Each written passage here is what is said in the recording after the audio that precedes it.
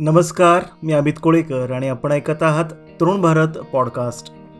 आजचा आपला विषय आहे आनंद.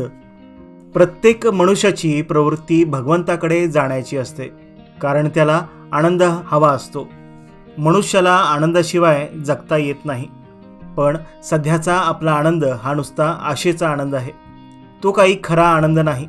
उद्या सुख मिळेल या आशेवर आपण जगत असतो, पण ते सुख क्वचितच मिळते. ज्या आनंदातून दुःख निघत नाही तोच खरा आनंद. जगण्यात आनंद हा असलाच पाहिजेत. जगणे जर आनंददायक असेल तर मग आपल्याला दुःख का होतं? वास्तविक आपण कशाकरिता काय करतो हेच विसरतो.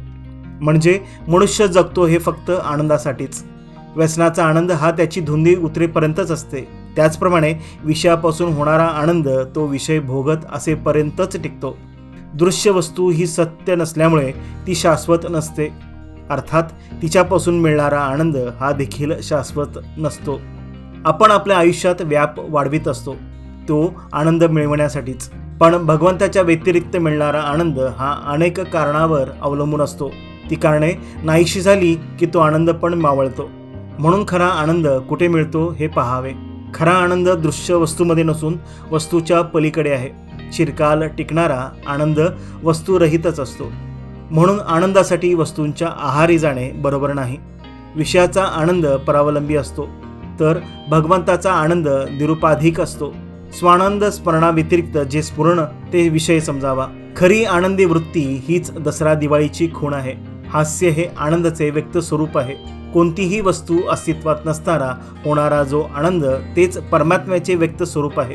आनंदाला जी मारक आहे ते न करणं म्हणजे वैराग्य, आणि आनंदाला बळकटी येण्यासाठी करणं त्याचं नाव विवेक.